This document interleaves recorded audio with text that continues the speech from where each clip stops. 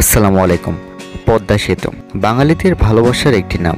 আজকে আমরা যাব মাওয়া ফেরিঘাটে। সেখানে গিয়ে পদ্মা নদীতে ঘুরবো এবং পদ্মার টাটকা ইলিশ দিয়ে লাঞ্চ করব। ঢাকা থেকে একদিনের জন্য কিভাবে আপনারা এখানে যাবেন, কতই বা খরচ পড়বে, আর কি কি দেখতে পারবেন, সব কিছু সম্পর্কে একটি স্পষ্ট ধারণা দেওয়ার চেষ্টা করব। আসসালামু আলাইকুম। মাওয়া ফেরিঘাট থেকে আপনাদের সবাইকে স্বাগত জানাচ্ছি। আমরা উত্তরার আবদুল্লাপুর থেকে 12টার দিকে রওনা দিয়েছিলাম প্রচেষ্টা পরিবহনে করে। ভাড়া নিয়েছিল 150 টাকা জনপ্রতি, সময় লেগেছিল 2 ঘন্টার মতো। আমরা মাওয়া বাস স্ট্যান্ডে নেমে সেখান থেকে অটোর মাধ্যমে চলে আসি ফেরিঘাটে। আমাদের সময় লেগেছিল 20 মিনিট এবং ভাড়া নিয়েছিল জনপ্রতি 20 টাকা করে। আমরা বিকালটা এবং সারা সন্ধ্যাটা এখানে থাকব এবং কি কি করব সব ইনশাল্লাহ আপনাদেরকে দেখানোর চেষ্টা করব। আমাদের সাথেই থাকুন। আমরা সচরাচর কোনো রেস্টুরেন্টে গিয়ে খাবার অর্ডার করি এবং তারা খাবার সার্ভ করে দেয়, সেটা আমরা খাই। কিন্তু এবার আমরা ডিফারেন্ট একটি ফ্লেভার নিতে যাচ্ছি। আমরা নিজেরা মাছ কিনবো, মাছ কিনে আমাদের সামনেই সেটা রান্না করে আমাদেরকে দিবে, তারপর আমরা খাবো।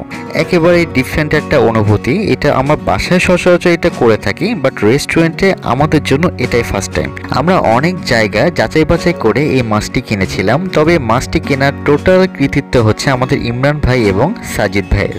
মাছটা বেশ বড় ছিল, প্রায় 2 কেজির কাছাকাছি ছিল। সো আমাদের যে ভাইয়া আছে সে সুন্দরভাবে মাছটা ধুয়ে পরিষ্কার করে সে এখন রান্নার প্রস্তুতি নিচ্ছে। তবে আমরা বেগুনের দাম দেখে সারপ্রাইজড হয়ে গেছিলাম। 1 পিস বেগুন 25 টাকা করে, যেটা আমাদের কাছে অনেক বেশি মনে হয়েছিল। একটা জিনিস আপনারা খেয়াল রাখবেন, যাতে করে যে পাত্রটিতে ইলিশ মাছগুলো ভাজবে এর তেলগুলো যেন সম্পূর্ণটা ফেলে দেয়, দিয়ে নতুন তেল দিয়ে ভেজে দেয়। আগের তেল থাকলে কিন্তু আপনারা সে ফ্লেভারটা পাবেন না। এখানে যারা মাছটা প্রসেস করে দিয়েছিল এবং রান্না করে দিয়েছিল তারা খুবই ভালো মনের মানুষ ছিল এবং খুব যত্ন সহকারেই আমাদের মাছটা রান্না করে দিয়েছে।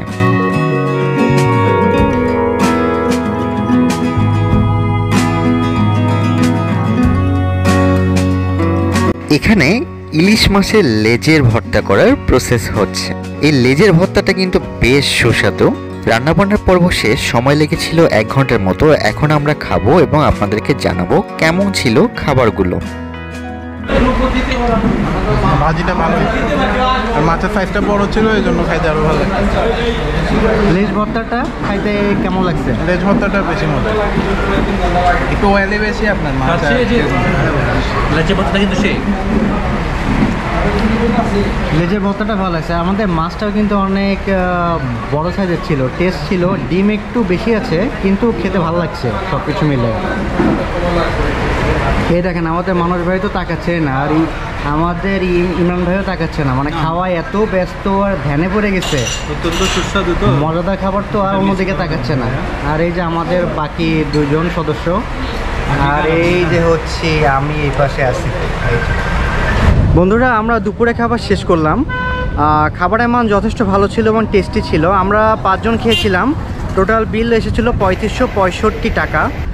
এখন আমরা লঞ্চ ঘাটের দিকে যাচ্ছি। আমরা নদীতে ঘুরবো এবং আপনাদেরকে দেখানোর চেষ্টা করব। আমাদের সাথেই থাকুন।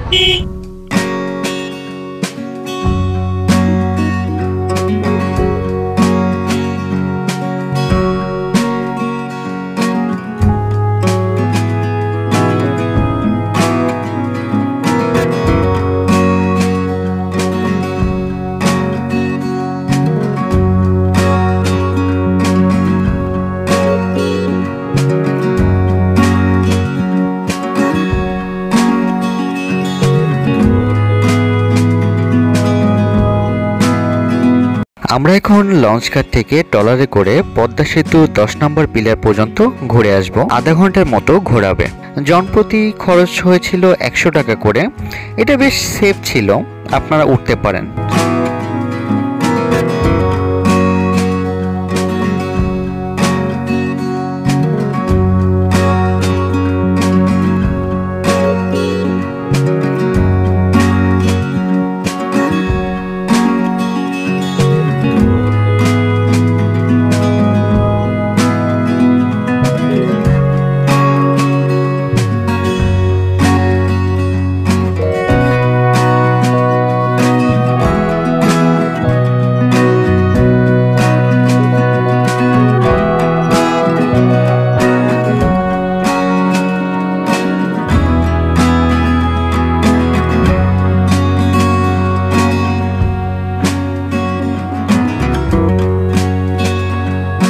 আমাদের নৌকা ভ্রমণটি বেশ ভালো ছিল, আমরা বেশ এনজয় করেছি।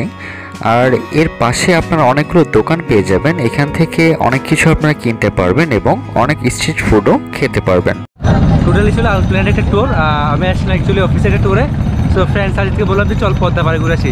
তার মধ্যে এরকম ভাইয়ের মতো অমায়িক ভাইয়ের সাথে মিলে ইলিশ খেলাম, তারপর পদ্মা পাড়ে ঘুরলাম, খুব ভালো লাগলো। থ্যাংক ইউ ভাইয়া, থ্যাংক ইউ সো মাচ। ঠিক আছে, ফারহান ভাই ব্লগে সবাই সাবস্ক্রাইব করবেন। আর আজকে ট্যুরটা অনেক ভালো গেল, ভাইরা থাকে আরও মজা লাগলো। খাবারটা ইলিশ মাছটা বড় ছিল, অনেক টেস্টি ছিল। তাছাড়া লাস্টে বোট রাইডটা দিয়ে শেষ হলো আর কি, অনেক ভালো লাগলো। থ্যাংক ইউ বন্ধুরা, এই ছিল আজকে আমাদের সাডেন ট্যুর। সব কিছু ভালো ছিল আলহামদুলিল্লাহ, আমরা অনেক এনজয় করেছি। সো এখন আমরা ঢাকার দিকে ব্যাক করব। সো আজকের মতো এ পর্যন্তই। পরবর্তীতে নতুন কোনো জায়গার নতুন কোনো ভিডিও নিয়ে আবার আসবো ইনশাল্লাহ আপনাদের সামনে। ততদিন পর্যন্ত সবাই ভালো থাকবেন, সুস্থ থাকবেন। আসসালামু আলাইকুম।